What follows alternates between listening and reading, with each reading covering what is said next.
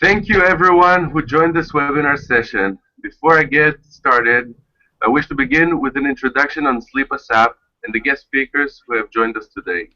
So a little bit about SleepASAP. SleepASAP is a new global sleep management education platform established by an international team of specialists from different fields such as art therapy, music therapy, psychology, and neurology. And we've gathered here in order to both promote awareness and to provide effective and affordable alternative solutions beyond the normal pharmaceuticals to people who have sleeping issues. Whether you have sleeping issues, work in this field, if you are just in general want to learn, it is intended for all of you. So let's start with Dr. Yashu Wheeler. Dr. Yashu Wheeler is an integrative medical doctor. Her passion is bringing together the best from different medical paths and traditions to empower people to live healthier and happier lives. She created the Sleep Kit to help people sleep, and you can all look it up, and I'm sure you'll enjoy it. And also, we have here another really fascinating guest speaker, Edward Grandi. Edward Grandi served as an executive director of the American Sleep Apnea Association from 2004 until 2014. While not a physician or an apnea patient himself, he became a subject matter expert on the condition, serving as a resource to the public and the medical community with articles and presentations on the topic. He continues to be a resource on sleep health and sleep disorders on social media, with curated and original posts on Facebook, LinkedIn, and Twitter. So first, welcome both of you, and thank you for being here. And before we get started with the questions, I just want to point out one more thing. As you'll see here on the left, on the bottom screen, you can see someone drawing down what's going to happen. This is Anna from Ukraine. She'll be drawing this entire session out. She does a beautiful job, and she's very loyal. So let's get started. I want to start with the first question from a member. And he writes this: I'm afraid I have a sleeping problem. How would I know this is a temporary issue or a chronic one? So let's start with Dr. Yashu. Would you want to give your input here?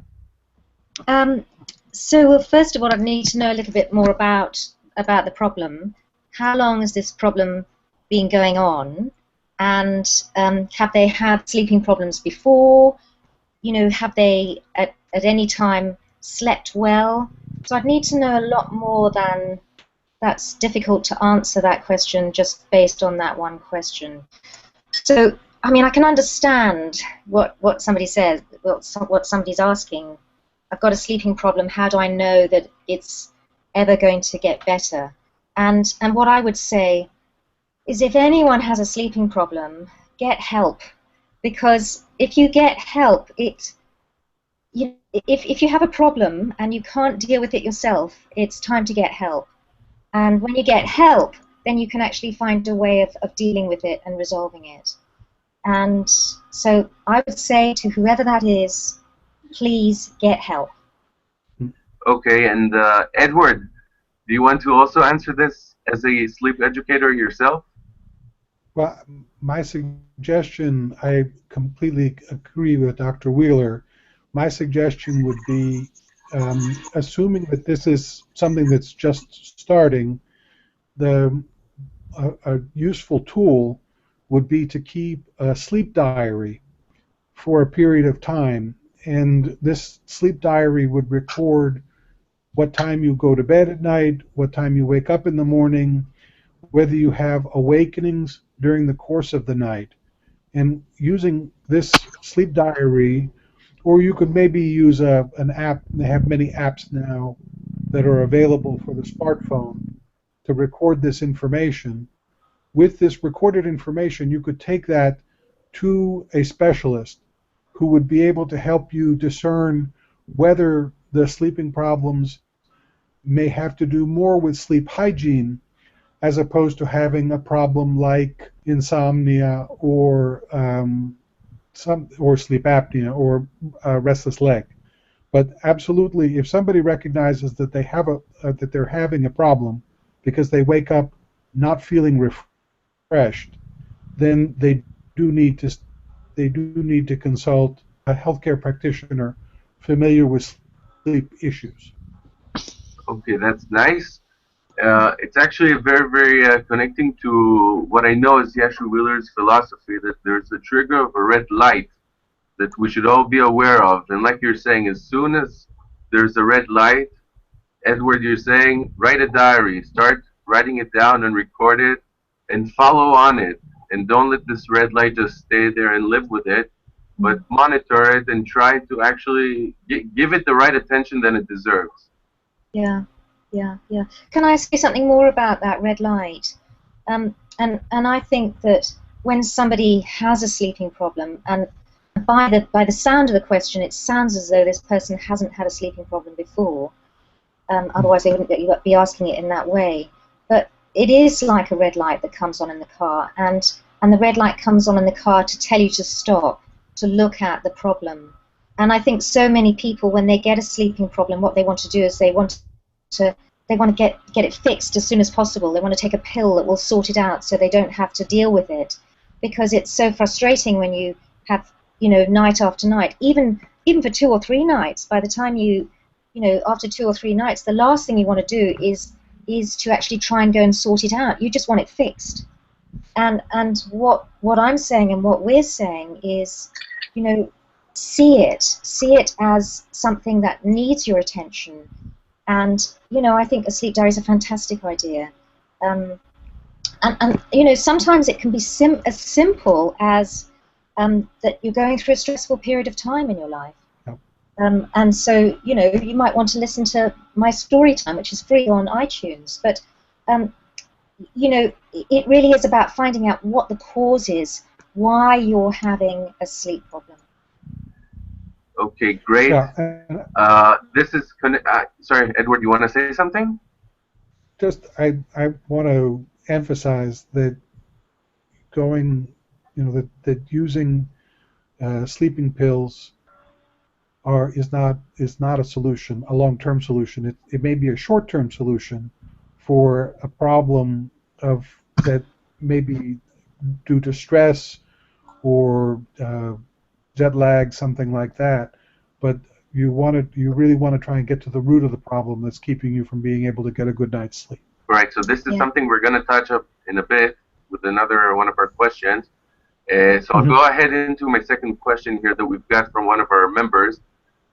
And she writes, I want to stop taking pills to help me sleep. I was advised by a friend to try alternative medicine. Where do I start? Who do I approach with my sleep issues for further direction? So you started this now, Edward. You want to answer? I can certainly, using sleeping pills can creates a whole nother set of problems, particularly ones where that interfere with the dream portion of sleep, where in fact sometimes people taking sleeping pills actually act out their dreams and develop a different sleeping disorder. But certainly an alternative to using sleeping pills for addressing insomnia is cognitive behavioral therapy. That's one alternative, which is about training yourself to be able to fall asleep and stay asleep. I don't know, Dr. Wheeler, do you have any insights on alternative therapies? Yeah, look, absolutely, Edward. And I mean, in answer to that question, I think that lots of people, like, what do you do? Where do you go for help? And is your first point of call your doctor or what? And is your doctor just going to give you yet another pill? And I think that as, like, I had my own medical practice for 14 years in New Zealand. And in the early days, that was how I would treat insomnia. And I'm appalled now at how I was taught to treat insomnia as a GP. And I know that a lot of GPs or family practitioners or whatever you call them do give pills, and that is not the answer, as you say, Edward. So that's why I'm not. The object of this exercise is not to promote my sleep kit, but that is why I have created a kit where I bring CBT. I say CBT, cognitive behavioral therapy, is how you think and how you behave around sleep and what you need to do to change that. or what you need to change about how you think and how you sleep and how you behave around sleeping in order to sleep well. But I find CBT, and many other people have told me, that they find it quite dry and boring, and that's why I've integrated it, and I've brought lots of other different approaches and integrated in the kit. So I use story time, I use guided relaxations, I use something called neurolinguistic programming, I use exercises, sleep confidence exercises. So it is an integrated approach, and I'm also quite a fan of, even though it's not about pills and it's not about using something external, sometimes simple things like in England and New Zealand we have something called rescue remedy, which is a Bach flower remedy, and sometimes something as simple as that can take the edge off. But you know, when you're feeling slightly anxious, or a homeopathic remedy or something from your health shop. So sometimes things like that can help short term, but as long as you're doing the other things as well and not relying on those and just replacing those, because they're not going to work. So I'll try to connect this though, as someone who goes to classical medicine as well. I know that the formal procedure is usually you go to a family doctor, and then he starts directing you to one other stage, and then from there on you go to the next stage. So when we're talking about alternative medicine and alternative care, is there a base where you start? Again, it depends a lot on where you are, you know, where you're getting healthcare services from, and in terms of being able to identify alternative and complementary medicine. You know, in some parts of the world, it's generally more accepted. Here in the United States, it's less accepted. So it's difficult to get a referral from a family practice or general practitioner to someone who can provide alternative or complementary medicine. You know, sometimes you have to go into to look in. I mean, certainly looking on the internet. The challenge, of course, is finding somebody that's going to be qualified. There, I think ultimately it might be a question of going online and finding a community where you can ask questions about practitioners who would be familiar enough with the different alternatives, particularly with regard to sleep, that would be able to help you. So it's not, I wouldn't say it's easy. It's not a question of going to the phone book and finding somebody. It might be a little bit more. It might be a little bit more of a challenge. Right. Can I just speak to that? Can I just speak to that? So I think this is the whole thing, and this is why I'm so excited about integrative medicine, because you know, orthodox medicine's really got something, and science really got something to offer, and let's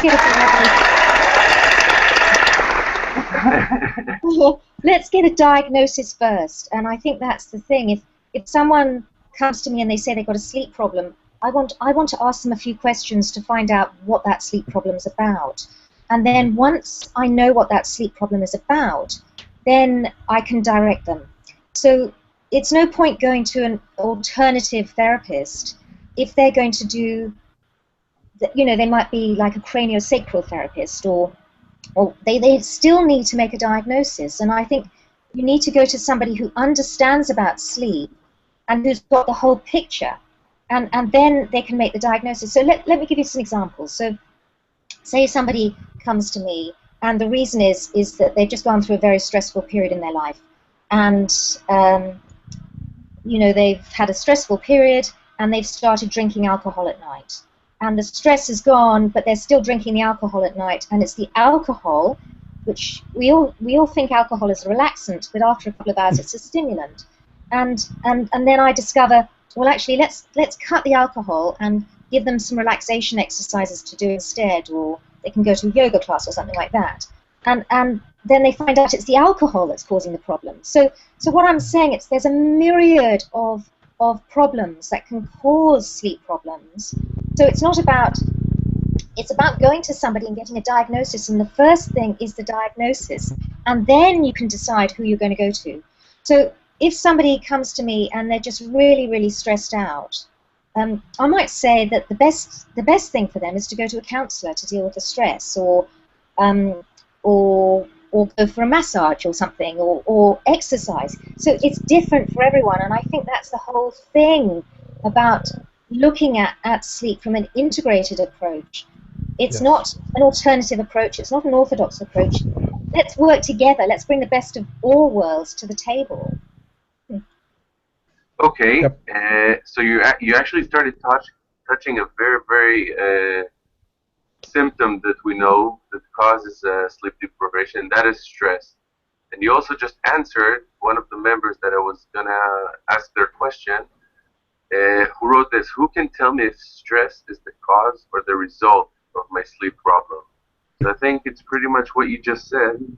Yeah, Uh, the answer to that question is yes. yeah. Yes. Because Okay. stress causes difficulty getting to sleep, and also difficulty getting to sleep causes stress during the day. So it's actually bidirectional, and you need to. I mean, clearly, stress is something that occurs when you're awake. So in order, you need to deal with it while you're awake in order to be able to keep it from affecting your sleep. So, as Dr. Wheeler suggests, there are techniques that can be incorporated, not the least of which is perhaps changing things in your life that could be causing stress, or at least identifying them, the stressors in your life, and trying to manage those as best you can. And then from there, looking at how it would impact, how you can keep it from impacting your sleep. Great. I want to now go to another question that we've got, and it connects to the stress, and now it goes more directed into the mind process. And I want you to both give it a go. The question is this. Since I started having trouble falling asleep, I feel more nervous. Why is that? So maybe you can guys give this input of what's happening now that I'm already stressed. I started having troubles with my sleep, and now before I get into that position of falling asleep, I get nervous. I start racing thoughts. What's your opinion here? Mhm. It's as Dr. Wheeler said at the outset, it's always difficult to be able to, with one little kind of nugget, to be able to assess what may be causing these problems. And so, I mean, it's you know it, difficulty. People don't know how to relax. They maybe they're on their smartphone, the bed, maybe they're on the computer, maybe they have the TV in the bedroom. These are all outside influences that could be potentially keeping them from being able to relax before they go to sleep. I mean, certainly, um, it's I think stress and anxiety, um, especially with regard to sleep, means practicing good sleep hygiene. And I think an element of good sleep hygiene is learning how to kind of wind down before you go to sleep, sort of getting ready to go, as opposed to just kind of, turning the light out and expecting that in 2 minutes or something like that. But, Dr. Yashu Wheeler, do you want to give it a go as well? You want to Sure. Well, give your input here? yeah, of course. I love that answer, Edward. I mean, it's so true. But one of the things that this question brings up is that so many people who I've worked with, when they first come and see me, they say, "Oh my goodness, this is the worst thing. It's just awful. Please take it away. Get sorted out as quickly as possible." And then once they've gone through the journey of the kid or working with me, what they've said is actually the insomnia or the sleep problems were a gift. And once they see the insomnia as a gift, because, you know, if it wasn't for the insomnia, they wouldn't have to face the fact that they were stressed, or they wouldn't have to face the fact that they were being bullied at work and it was only at night time that they were worried about it, or they wouldn't have to face the fact that they were anxious or whatever. And it was only the insomnia that made them deal with it. And, you know, relaxation is a skill that improves with practice. And stress is something that improves with practice as well. It gets worse with practice, yeah? So, you know, whatever you practice, you get better at. And so if you're having problems sleeping and getting anxious at night, by keeping on doing it and doing it and doing it is just making it worse. And that's why I say stop the car, the red light, stop the car, and go back to the drawing board. Get someone to tutor you, get someone to help you who knows what they're talking about. And then see it as an opportunity, like so many of the people that I work with. And it's a gift. Insomnia, would you believe, is so often a gift. Teaching, you know, ready to teach you something that's so profound.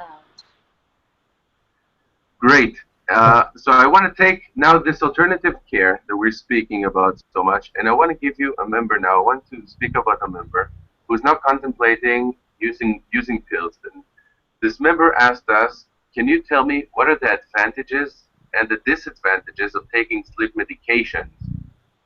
So I would like to know, you both have a lot of experience here as well. And you, Peter, and you also as a doctor, I would like your inputs on this as well now. You want to start, Edward? You know, sleeping pills are they, you know, the challenge of sleeping pills isn't so much that they help you to sleep. The problem is that you can become dependent on them. And one of the things that can happen with certain types of sleeping pills is that it interferes with the dream portion of your sleep, and that in fact people can begin to act out. They can develop what's called parasomnias, where they're actually acting out their dreams, and really kind of getting out of the bed and even leaving their homes and driving a car. There's a story about a famous congressman here in Washington D.C. who had this experience taking sleeping pills. I think that the challenge about using sleeping pills on a long-term basis is that it's not addressing the problem, as Dr. Wheeler has indicated. You know, it's really, they're intended for a very short period of time, as opposed to something that you would take in the same way that you would take a blood pressure medication for high blood pressure, or something, or you know, something for insulin, managing insulin resistance. So I think that you using a pill for sleeping doesn't get to the problem. So Well, as far as Dr. Yashu, I think she will definitely agree with what you said. But I would love to hear her also speak about this as well. Okay. Well, I mean, you know, I know, of course, from what you said, Edward, I've got to be disciplined to keep speaking about sleep. But I have to take this opportunity to say something, because I'm so passionate about integrative medicine. You talked about it's just like a high blood pressure, you know, medication, and that's the whole thing. You know, in my practice as a GP, I would give people a medication for high blood pressure because that would keep them safe. But then I would say, now, what are you going to do to deal with this? You know, because it was maybe the stress or something causing the high blood pressure. And then I would encourage them to deal with the stress so that they wouldn't have to be on the blood pressure medication for life. And also, you know, I also run a weight loss program, and which is an integrated weight loss program. And again, you know, somebody came to me who was going to go on their first medication for diabetes, and I said, I can't do this, I've got to lose weight. And they said, well, they couldn't. And I said, yes, you can, if you go about it the right way. And I think that's the whole thing in medicine, is so often people are so used to, here's a pill for this, and then you don't have to deal with it. And where my passion is okay, let's use a pill, very short term if it's dangerous, but let me challenge you long term to take responsibility for yourself and do something about it. And what you said is so true.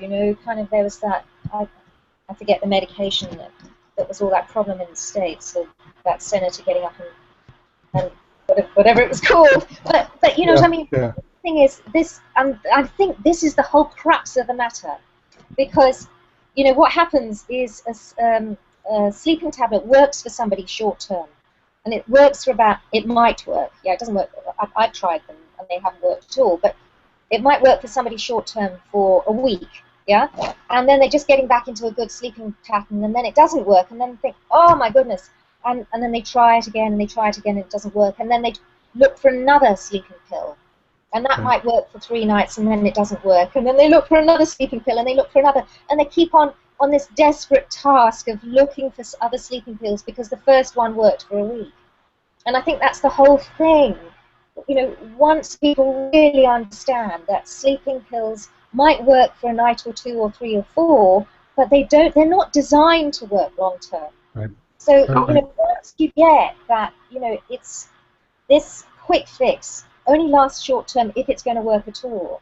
And so take the opportunity to deal with the underlying cause and stop treating the symptom.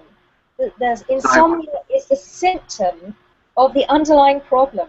And the underlying problem might be as simple as drinking alcohol at night, or might be as simple as going to bed too early, and you're not dealing with your melatonin cycle. And that's where it's so exciting, where we have medicine and we have science explaining what's actually happening in the body. And once we understand it, then we use the neurolinguistic programming, or the alternative medicine, the homeopathic remedy, or whatever. We bring in anything that is going to work with the minimum side effects. I want to enter here because we have one of our questions was exactly on this issue, that medicines are temporary, and this member wrote this, and this is why I'm so glad that you just touched this. She writes this: I'm starting to lose my sense of reality. I'm a non-functioning insomniac. My doctors do not want to give me something too strong to really get out. Can you offer me any tips or advice based on your experience with hardcore insomniacs? This is exactly the point that we just touched, that the pills are also temporary. And this one just wants aid, and she wants it fast. And I want you to touch on this, that we look for things, for solutions that are quick, and even pills that the majority of people believe in. They're not temporary. They are temporary. I'm sorry. They're temporary. And with time, you'll have to use more heavy pills, more heavy drugs. So I want to maybe go into your opinion here as well. Give me your experience with hardcore insomniacs, as she writes. How can we help her? I'll leave that one for Dr. Wheeler. Yeah. Well, I think the most important thing, in my kit, I talk about a 4-step process, and the first step is acknowledging the problem and accepting that you've got a problem, and it's time to find a solution that actually works long term. And until while somebody's looking for a quick fix, they're not willing to actually deal with the underlying problem. And if she just wants a pill that will sort it out and make it go away, then she's always going to be looking for that forever. So what I would say is, I think when somebody gets so tired, they don't want to have to deal with the problem because they want to get on with their life. But it's staring them in the face, and it's the issue that they need to deal with. And until they've dealt with it, it's like a baby that's crying. You might want the baby to shut up, but until you actually go to the baby and hold the baby and give it attention, it's not going to be quiet. And then when you've given it the love and attention, or given it the food or whatever it needs, then it will be quiet. And it's the same thing with our body. And that's what's so exciting about our human body, is that the human body communicates with us through symptoms. And insomnia is a symptom. Edward, I guess you want, what I would you want, add, what I would add to what Dr. Wheeler is saying is for the member who wrote this question, is that it's going to be a longer term project than just finding a medicine. Really, there's a lot of pieces to this, not the least of which is trying to understand her sleep. So using a sleep diary is important. Looking at her sleep hygiene. What are her practices? What time does she go to bed? What time does she wake up? What kind of a bedroom does she have? What kind of an sleeping environment does she have? What does she eat before she sleeps? How often does she use caffeine? And if she's drinking this, a double espresso 5 minutes before she goes to bed, it's highly unlikely she's going to be able to get to sleep at all. For some people, they metabolize caffeine very quickly. Other people, it takes a very long time. So that caffeine will keep people awake. But I think that in this particular situation, I can sense, the question. She's very frustrated, and she wants to be able to sleep at night.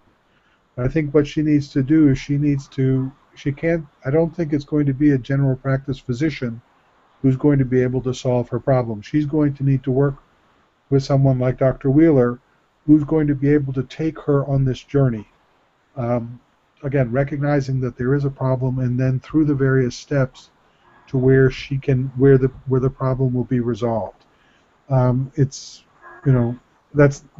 it's not an easy answer. It's a difficult answer, but it seems to me that that's what has to. You can't you can't expect to be at the top of the mountain from the bottom of the mountain without making that trip, and it's unfortunately that's what it is. right. So I want to leave some of the other member questions for the next time, and I want to just add some questions myself here.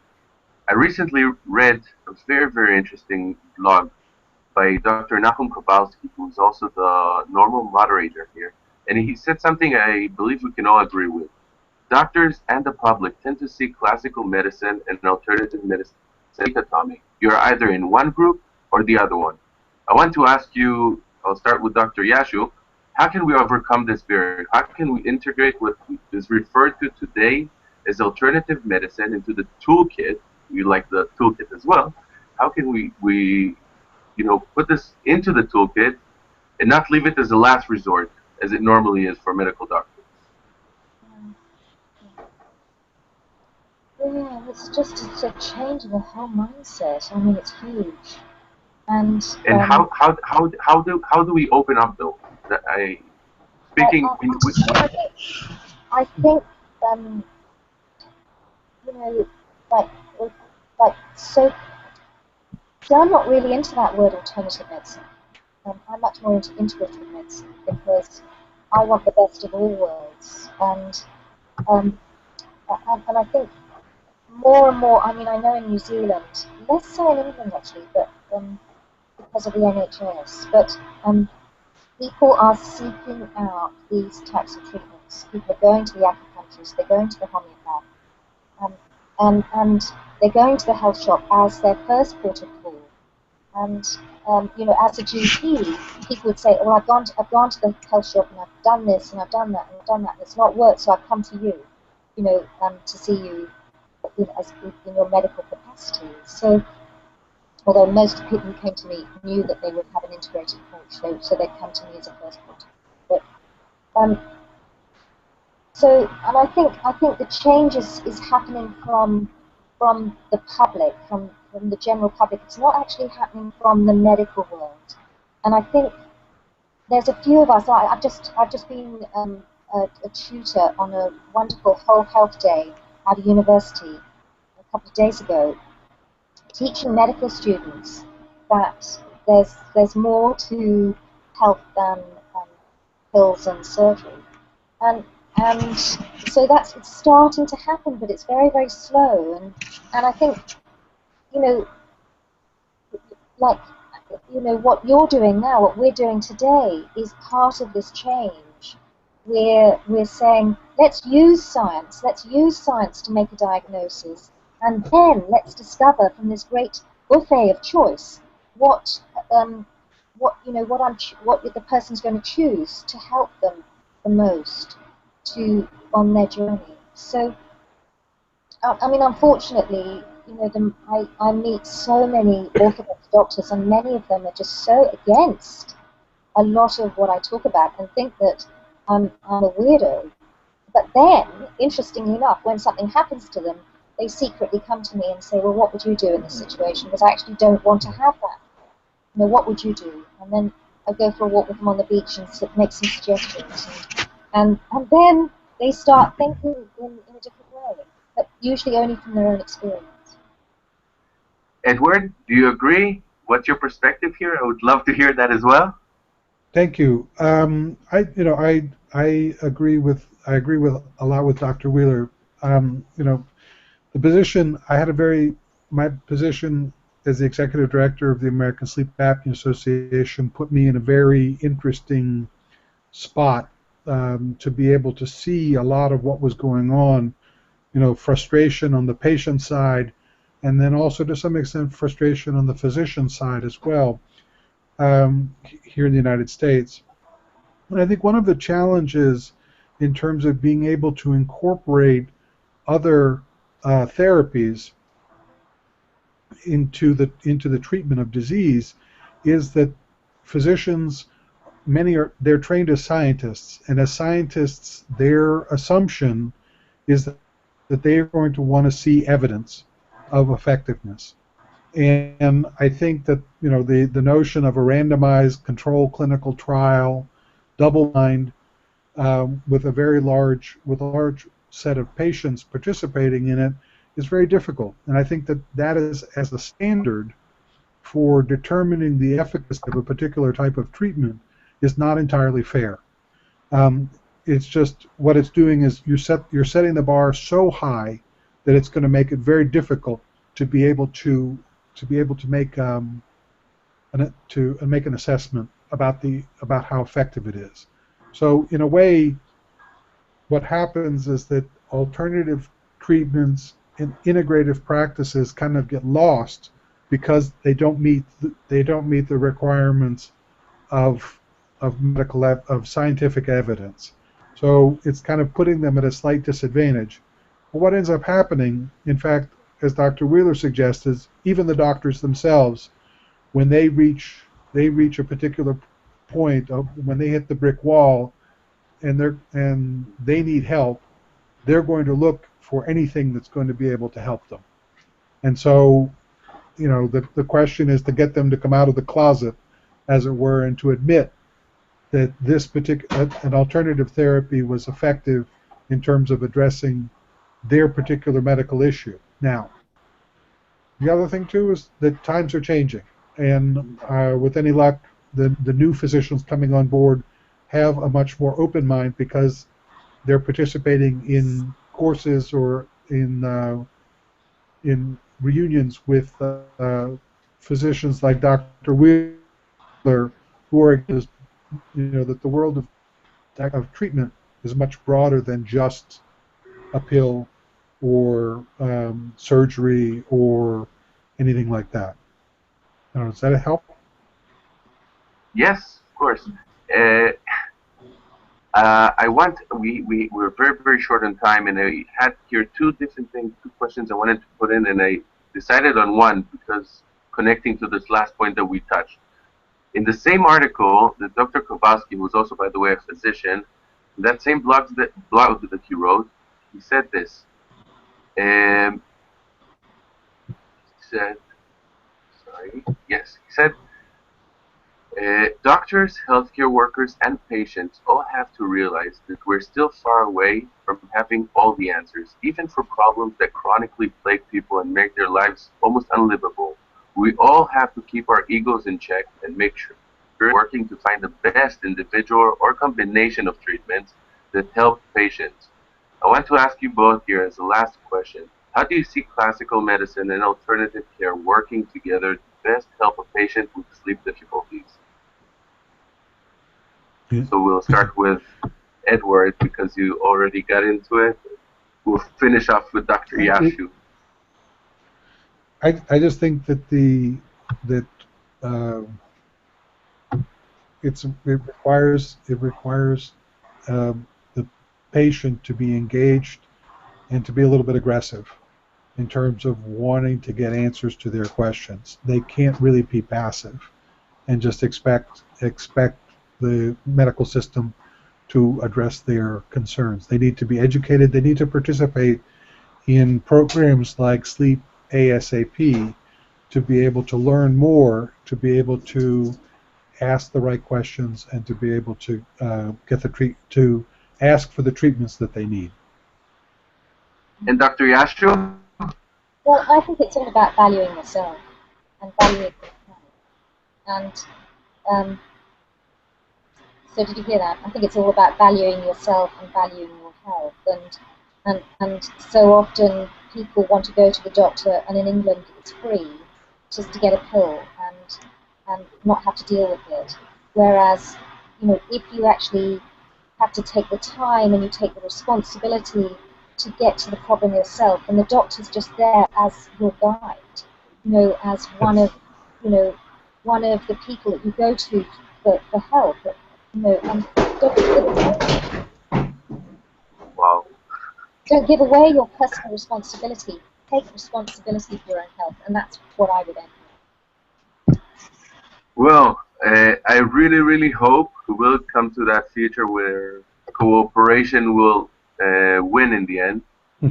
And unfortunately, we won't be able to keep going with questions for this session, and we'll have to leave it for our next sessions. So that was all for today. I want to thank you both once again, and also thank all our viewers and members. Please join us also on Facebook, Google+, Twitter, and of course, Meetup. We wish you all the very, very best and hope to see you soon next week. Same time, same place. See you there.